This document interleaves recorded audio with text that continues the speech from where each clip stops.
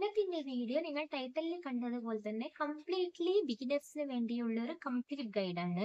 ഈ വീഡിയോ നിങ്ങൾ ബിഗിനേഴ്സ് ഇപ്പൊ GST എന്താന്ന് പോലും അറിയാത്ത ആൾക്കാർക്ക് തൊട്ട് എല്ലാവർക്കും അറിഞ്ഞിരിക്കേണ്ട ബേസിക് ആയിട്ടുള്ള കാര്യങ്ങളാണ് ഞാൻ ഇന്നത്തെ വീഡിയോയിൽ പറഞ്ഞു തരാൻ പോകുന്നത്. അതായത് GST എന്താണ് എന്ന് തൊട്ടുള്ള കാര്യങ്ങൾ.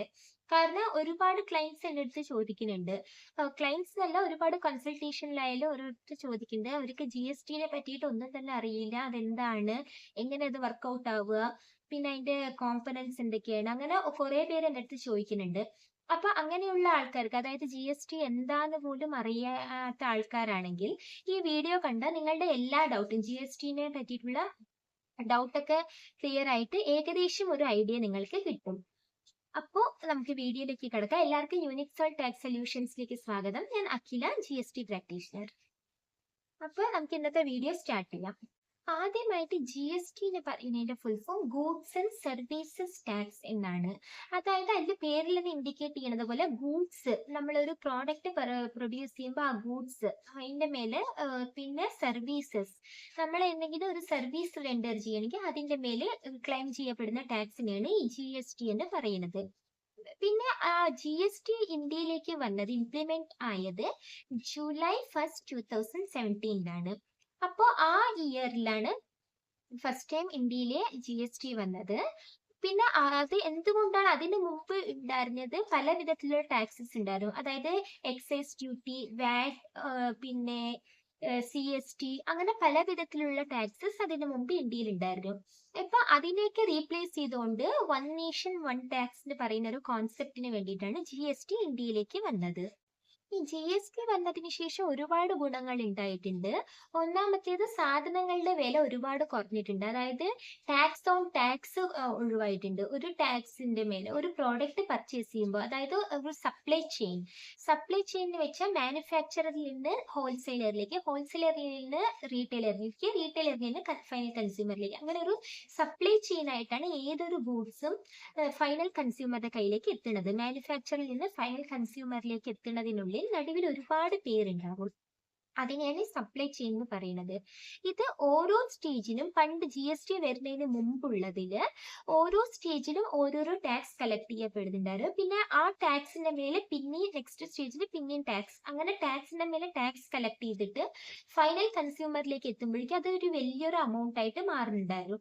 അപ്പൊ സാധാരണക്കാർക്ക് പല പ്രോഡക്ട്സ് അഫോർഡബിൾ ആയിരുന്നില്ല. പക്ഷെ GST വന്നതിന് ശേഷം ഇപ്പൊ മാനുഫാക്ചറർ ഹോൾസെയിലറിന് സപ്ലൈ ചെയ്യണമെന്ന് വെക്കുക. അപ്പോൾ മാനുഫാക്ചർ ഹോൾസെയിലറിന്റെ കയ്യിൽ നിന്ന് GST ക്ലെയിം ചെയ്യും, കളക്ട് ചെയ്യും. ആ GST എന്താണ്, ഹോൾസെയിലർ എന്താണ് മാനുഫാക്ചററിന് കൊടുക്കുന്നത്, ആ GST എമൗണ്ട് ഇൻപുട്ട് ടാക്സ് ക്ലെയിമിലൂടെ ഹോൾസെയിലറിന് ക്ലെയിം ചെയ്തെടുക്കാൻ പറ്റും.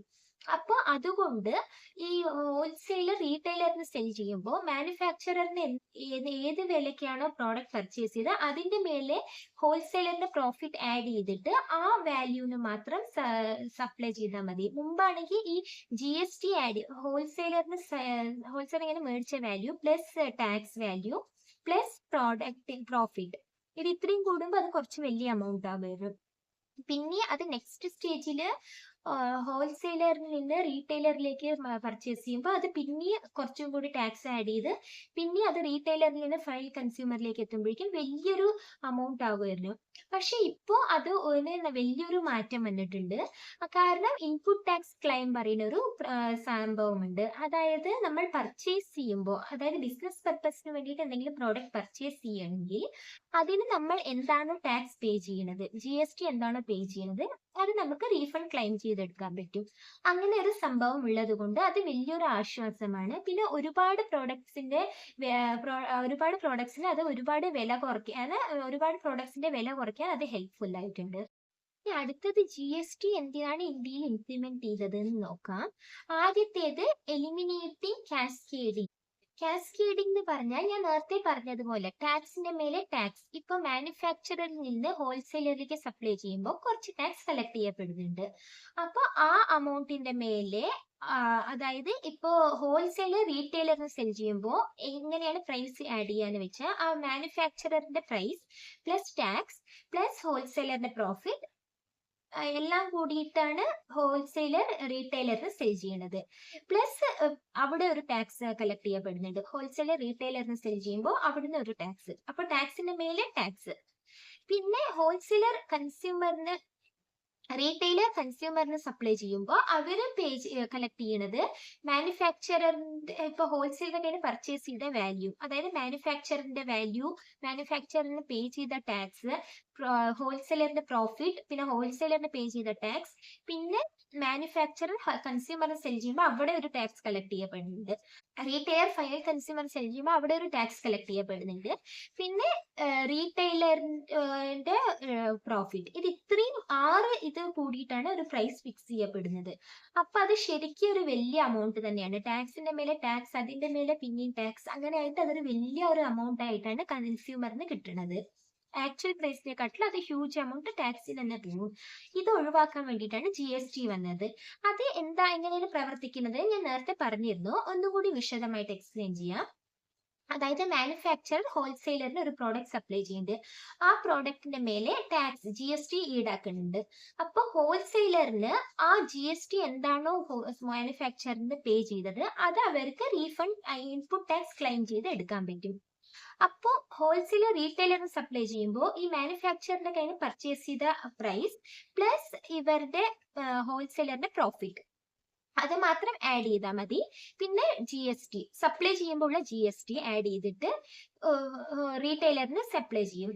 അപ്പൊ റീറ്റെയിലറിന് ബിസിനസ് പർച്ചേസ് ആവശ്യത്തിന് വേണ്ടി പർച്ചേസ് ചെയ്തത് കൊണ്ട് അവർക്ക് ഒരു ITC ക്ലെയിം ചെയ്തെടുക്കാൻ പറ്റും. അതായത് ഹോൾസെയിലറിന് എന്താണോ GST പേ ചെയ്തത് അതിന് ITC ക്ലെയിം ചെയ്തെടുക്കാൻ പറ്റും. എന്നിട്ട് റീറ്റെയിലർ ഫൈനൽ കൺസ്യൂമറിന് സപ്ലൈ ചെയ്യുമ്പോൾ അവർക്ക് ഓൾറെഡി ITC കിട്ടി കഴിഞ്ഞു.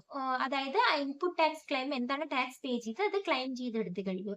അപ്പൊ അതായത് ഇനി നെക്സ്റ്റ് സപ്ലൈ ചെയ്യുമ്പോൾ ഹോൾസെയിലറിന്റെ കയ്യിൽ നിന്ന് റീറ്റെയിലർ പർച്ചേസ് ചെയ്ത വാല്യൂ പ്ലസ് ഹോൾസെയിലറിന്റെ പ്രോഫിറ്റ് ഇത് രണ്ടും ആഡ് ചെയ്തിട്ട് ഫൈനൽ കൺസ്യൂമറിന് എത്തിക്കേണ്ട ആവശ്യമുള്ളൂ. അപ്പൊ അങ്ങനെയായിട്ട് ഈ പ്രൈസ് വേരിയേഷൻ നല്ലോണം ഉണ്ടാവും. GST വരുന്നതിന് മുമ്പുള്ള പ്രൈസും ഇപ്പൊ വരുന്ന പ്രൈസ് നല്ല വ്യത്യാസത്തിലാണ് നമുക്ക് കിട്ടുന്നത്. ഇൻഫ്ലേഷൻ നല്ലോണം കുറയും. ഇതാണ് ഒന്നാമത്തെ റീസൺ. പിന്നെ രണ്ടാമത്തെ റീസൺ എന്താണെന്ന് നോക്കാം. ഇത് GST വന്നതിന് ശേഷം ഒരുപാട് ടാക്സ് കംപ്ലൈൻറ്റ്സ് കുറവായി. മുമ്പ് ഓരോന്നിനും ഓരോ ടാക്സ് ആണ്. എക്സൈസ് ഡ്യൂട്ടിക്ക് സെപ്പറേറ്റ് ടാക്സ് റിട്ടേൺ ഫയൽ ചെയ്യണം, വാറ്റിന് സെപ്പറേറ്റ് ഫയൽ ചെയ്യണം, അങ്ങനെ ഓരോരോ ടാക്സിനും ഓരോരോ റിട്ടേൺ ഫയൽ ചെയ്യണം. അപ്പൊ അത് ടാക്സ് പേയേഴ്സിന് ഭയങ്കര കൺഫ്യൂഷൻസും ഇതും ഉണ്ടാക്കുമായിരുന്നു. ടൈം വേസ്റ്റ് ആവും, മണി വേസ്റ്റ്, അങ്ങനെ പല പ്രശ്നങ്ങൾ ഉണ്ടാവും.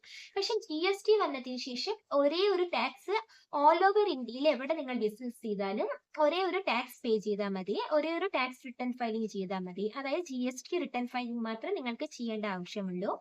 ടാക്സ് രജിസ്ട്രേഷൻ പറഞ്ഞാൽ GST രജിസ്ട്രേഷൻ മാത്രമേ എടുക്കേണ്ട ആവശ്യമുള്ളൂ. അപ്പൊ അതൊരു റീസൺ ആണ്. നിങ്ങൾക്ക് ഓരോരോ ടാക്സ് ഫയൽ ചെയ്യാൻ പറയുമ്പോൾ അതിന് ഓരോ കൺഫ്യൂഷൻസ് ഉണ്ട്, ഓരോ ഡോക്യുമെന്റ്സ് മെയിൻറ്റെയിൻ ചെയ്യണം. ഇതാണെങ്കിൽ നിങ്ങളുടെ പർച്ചേസ് ആൻഡ് സെയിൽസ് റിപ്പോർട്ട് നിങ്ങൾ എന്താണോ മെയിൻറ്റെയിൻ ചെയ്തിട്ടുള്ളത് അത് മാത്രം മതി GST റിട്ടേൺ ഫയലിംഗ് ചെയ്യാൻ. പിന്നെ ഒരുപാട് ഡോക്യുമെന്റേഷൻസ് മെയിൻറ്റെയിൻ ചെയ്യേണ്ട ആവശ്യമില്ല, ഒരുപാട് ടൈം വേസ്റ്റ് ആവില്ല, അങ്ങനെ ഒരുപാട് നേട്ടങ്ങളുണ്ട്. അതൊരു റീസൺ ആണ് GSTനെ ഇന്ത്യയിലേക്ക് കൊണ്ടുവന്നതിന് പിന്നിലുള്ളത്. പിന്നെ അടുത്ത പോയിന്റ് എന്ന് പറയുന്നത് യൂണിഫോമിറ്റി അക്രോസ് സ്റ്റേറ്റ്. ഇന്ത്യയിൽ നിങ്ങൾ എവിടെ ബിസിനസ് ചെയ്താലും ഒരു പ്രോഡക്റ്റിന് ഒരേ പെർസെൻറ്റേജ് ആയിരിക്കും ടാക്സ്. ഇപ്പോൾ ഒരു എക്സാമ്പിളിന് നിങ്ങൾ ഒരു പെൻ മേടിക്കുന്നുണ്ട്.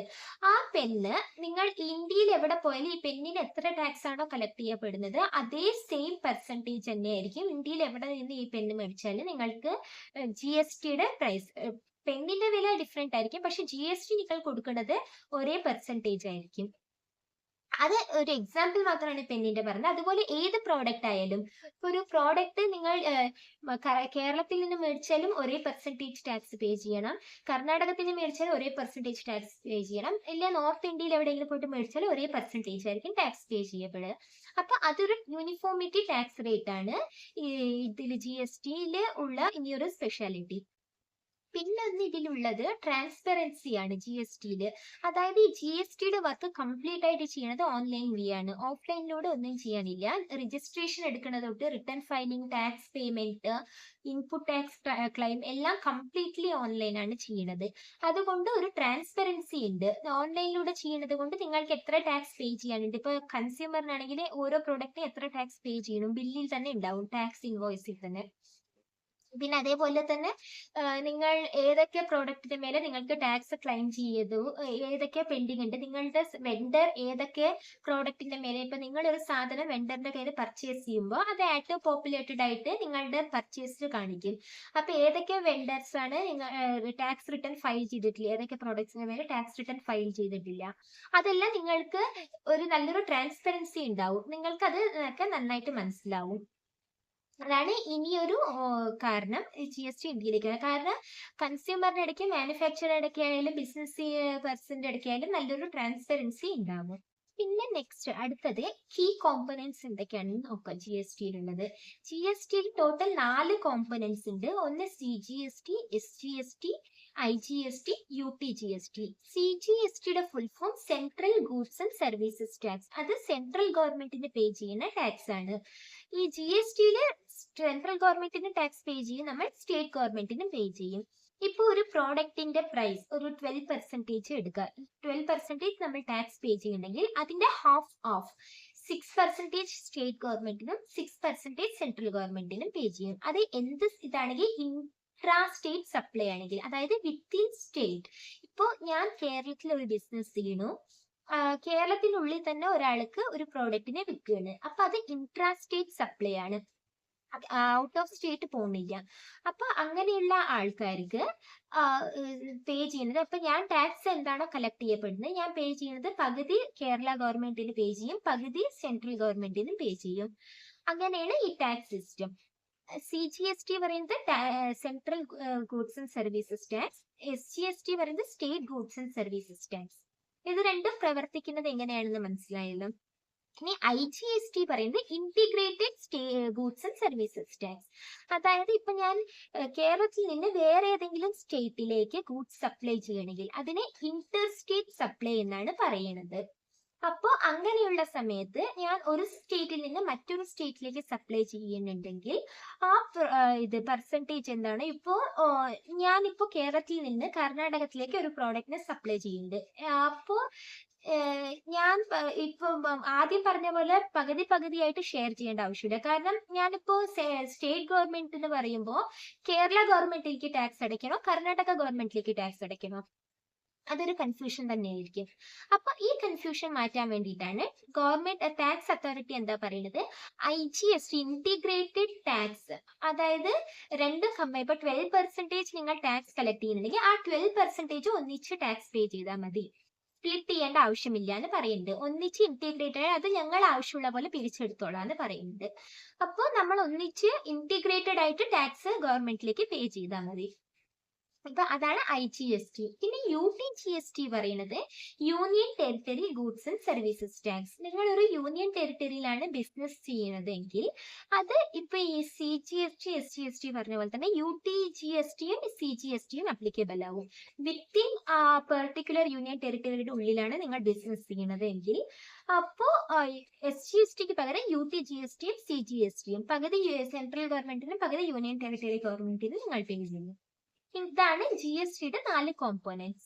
ഇനി GST രജിസ്ട്രേഷൻ ആരൊക്കെ എടുക്കണമെന്ന് നോക്കാം. ഇതും ഒരുപാട് പേർക്കുള്ള കൺഫ്യൂഷൻ ആണ്, ആരൊക്കെ GST രജിസ്ട്രേഷൻ എടുക്കണം എന്നുള്ളത്.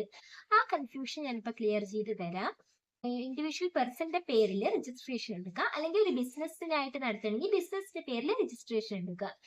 ബിസിനസിന്റെ പേരിൽ രജിസ്ട്രേഷൻ എടുക്കുമ്പോൾ അതിന്റെ ത്രെഷോൾഡ് ലിമിറ്റ് എന്തൊക്കെയാണെന്ന് നോക്കാം. ഇപ്പൊ നിങ്ങളുടെ ത്രെഷോൾഡ് ലിമിറ്റ് 20 ലാഖിന് കുറവാണെങ്കിൽ, അതായത് അഗ്രിഗേറ്റ് ടേൺ ഓവർ, ഒരു വർഷത്തെ ടേൺ ഓവർ 20 ലാഖിന് കുറവാണെങ്കിൽ നിങ്ങൾ GST രജിസ്ട്രേഷൻ എടുക്കേണ്ട ആവശ്യമില്ല.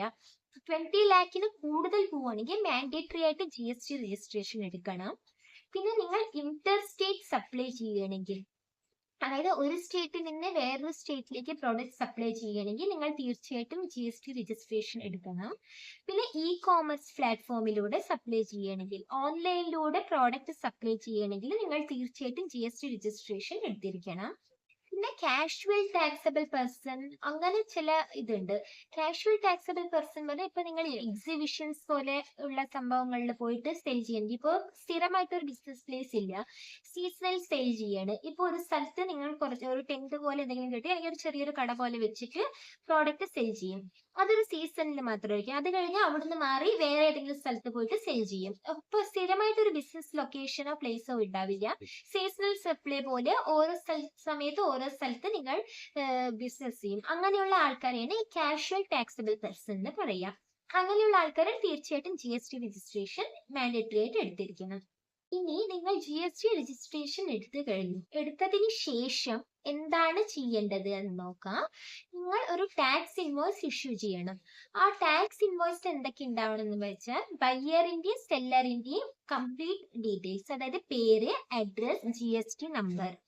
ഇപ്പോൾ B2B, അതായത് ബിസിനസ് ടു ബിസിനസ് സപ്ലൈ ആണ് ചെയ്യുന്നത് എങ്കിൽ നിങ്ങളുടെ ബയ്യറിന്റെയും GST നമ്പർ ഉണ്ടാവണം. അല്ല B2C എന്ന് വെച്ചാൽ ബിസിനസ് ടു കസ്റ്റമർ, അതാണെങ്കിൽ നിങ്ങളുടെ ബയ്യറിന്റെ നെയിമും അഡ്രസ്സും മാത്രം മതി, GST നമ്പറിന്റെ ആവശ്യമില്ല. നിങ്ങളുടെ ബയ്യർ രജിസ്റ്റേർഡ് പേഴ്സൺ ആണ്, GST രജിസ്റ്റേർഡ് പേഴ്സൺ ആണെങ്കിൽ ആ വ്യക്തിയുടെ GST നമ്പർ ഇതിൽ എൻ്റർ ചെയ്ത് കൊടുക്കണം. പിന്നെ ഇതിൽ ഉണ്ടാവേണ്ടത് ഇൻവോയ്സ് നമ്പർ ഉണ്ടാവണം, ഇൻവോയ്സ് ഡേറ്റ് ഉണ്ടാവണം, പിന്നെ ഡിസ്ക്രിപ്ഷൻ ഓഫ് ഗൂഡ്സ്, അതായത് ഈ HSN കോഡ് ഉണ്ടാവും. ഓരോരോ ഗൂഡ്സിനും ഓരോരോ സർവീസസിനും ഓരോരോ HSN കോഡ് എന്ന് പറയുന്ന ഒരു കോഡ് ഉണ്ടാവും.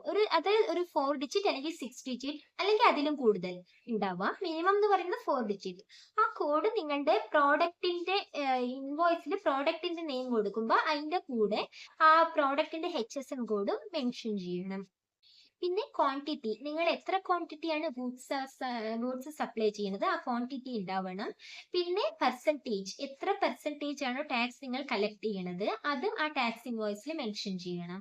പിന്നെ അത് ഇന്റർ സ്റ്റേറ്റ് സപ്ലൈ ആണ് ചെയ്യണത് എങ്കിൽ IGST സെപ്പറേറ്റ് ആയിട്ട് മെൻഷൻ ചെയ്യണം.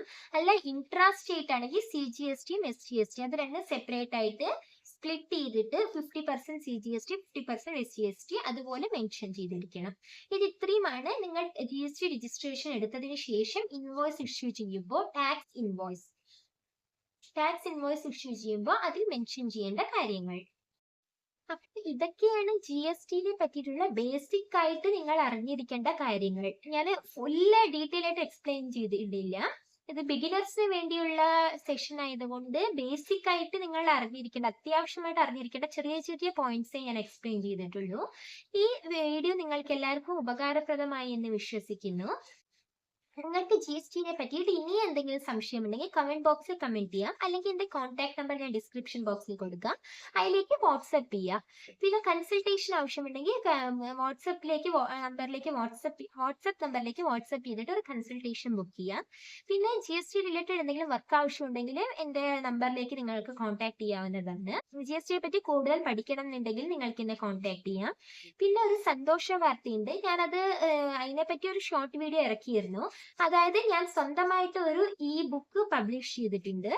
അത് നിങ്ങൾക്ക് Amazon Kindle അവൈലബിൾ ആണ്. നിങ്ങൾക്ക് താല്പര്യമുള്ളവർക്ക് GST പ്രാക്ടിക്കൽ ആസ്പെക്ട് എന്ന് കൊടുത്താൽ പ്രാക്ടിക്കലി എങ്ങനെയാണ് ചെയ്യേണ്ടത് എന്നുള്ളത് ഇതിൽ അവൈലബിൾ ആണ്. പിന്നെ തിയറി ബുക്കും കൊടുത്തിട്ടുണ്ട്, GST തിയറി. എന്റെ പേര് കൊടുത്താൽ നിങ്ങൾക്ക് Amazon Kindle നിന്ന് പർച്ചേസ് ചെയ്യാവുന്നതാണ്.